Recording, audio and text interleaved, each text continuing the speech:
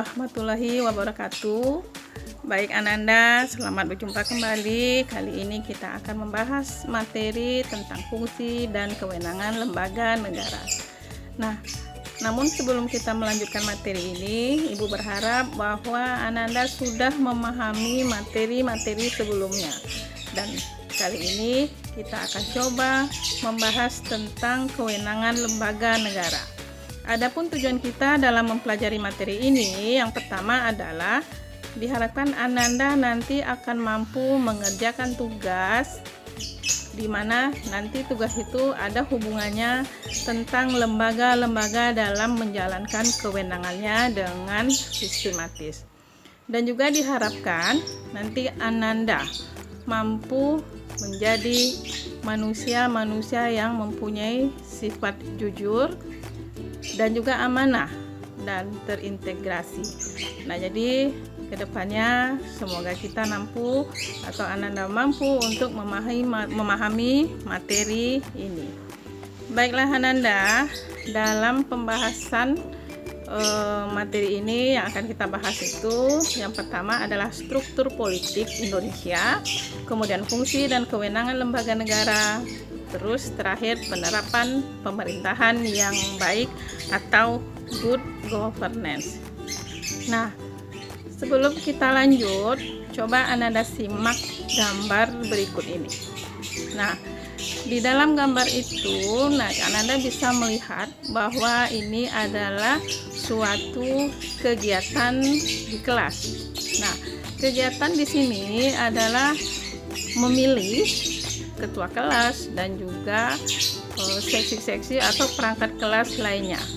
Nah, ini merupakan salah satu bentuk demokrasi yang bagus. Dan juga dalam arti kata secara tidak langsung ini merupakan suatu penyelenggaraan secara sistematis. Kalau kita larikan ini ke dalam bentuk suatu negara, maka ini adalah bentuk suatu penyelenggaraan pemerintah, di mana di sini anggota kelas memilih ketua kelas dan juga memilih jabatan-jabatan tertentu di dalam kelas. Jadi seperti penunjukan ketua kelas, wakilnya, sekretaris, bendahara, serta seksi-seksi lainnya. Dan ini merupakan salah satu bentuk awal pembelajaran di mana sudah adanya suatu tatanan untuk menuju suatu pemerintahan yang baik. Nah, yang akan kita bahas pertama sekali itu adalah tentang struktur politik Indonesia. Nah, di dalam struktur politik Indonesia nanti ada yang kita kenal dengan suprastruktur dan juga infrastruktur.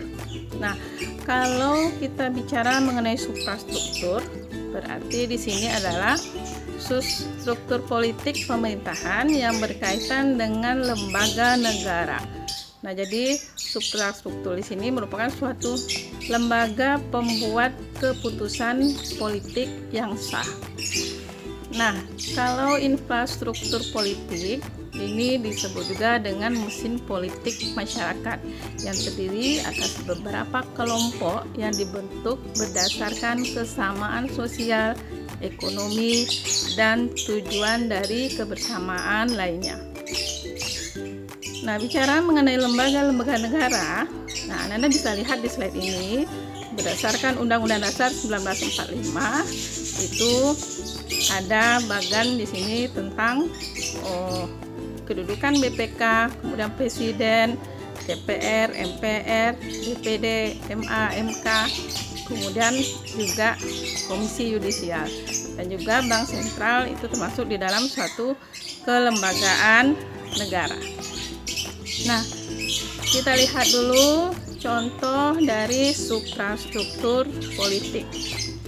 Nah, di dalam Undang-Undang Dasar 1945 yang disebut dengan suprastruktur politik itu contohnya adalah MPR, kemudian DPD, Mahkamah Konstitusi, dan Komisi Yudisial.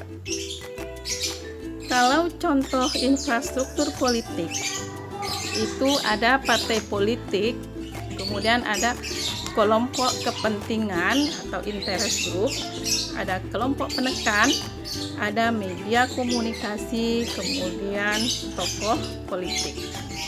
Jadi infrastruktur politik ini akan Ibu jelaskan bahwa partai politik itu termasuk ke dalam suatu infrastrukturnya.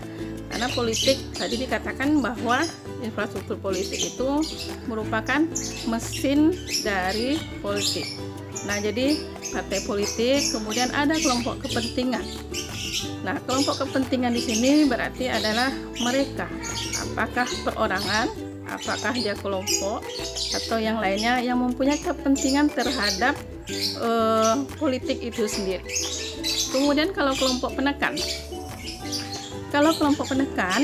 adalah ini suatu kelompok orang-orang yang selalu mencari kesalahan-kesalahan dari sistem pemerintahan. Jadi mereka ini adalah orang-orang yang kerjanya mengoreksi. Jadi apabila ada kebijakan-kebijakan pemerintah yang tidak sesuai dengan kehendak rakyat, maka kelompok penekan itu mempunyai peran pertama dalam mengoreksi. Kemudian media komunikasi politik.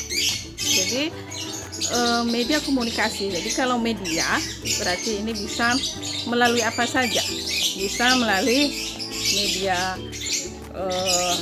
komunikasi seperti koran, majalah, televisi dan lain sebagainya. Nah, yang mempunyai kewajiban menyampaikan segala sesuatunya yang ada hubungannya dengan politik nanti. Nah, kemudian tokoh politik.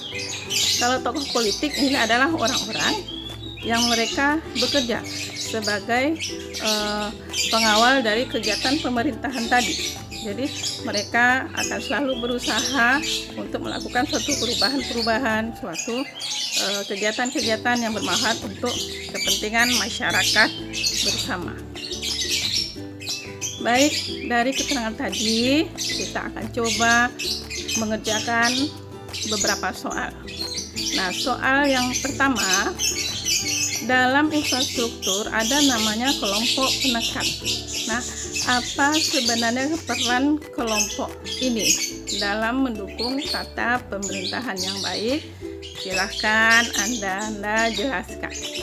Kemudian masuk soal kedua. Mengapa masyarakat disebut dengan mesin politik? Nah, jadi Ananda bisa menganalisa dari penjelasan Ibu tadi, dan Ananda silahkan memberikan jawaban mengapa ya masyarakat itu dikatakan sebagai mesin politik. Baiklah Ananda, itu saja materi kita kali ini. Nanti akan kita bahas materi berikutnya. Dan sebelum Ibu akhiri, ada sedikit pesan yang ingin Ibu sampaikan, bahwa berpikirlah kita sebelum berbicara, karena dengan ini kamu akan mengurangi kesalahan dan juga masalah yang mungkin akan terjadi. Jadi pada intinya Anda harus bisa berbicara sesuai dengan kapasitas, sesuai dengan kemampuan, sehingga tidak akan membuat Ananda berada dalam suatu permasalahan. Demikian saja Ananda, mudah-mudahan Ananda mampu mengerjakan soalnya dengan baik. Ibu akhiri dengan Assalamualaikum warahmatullahi wabarakatuh.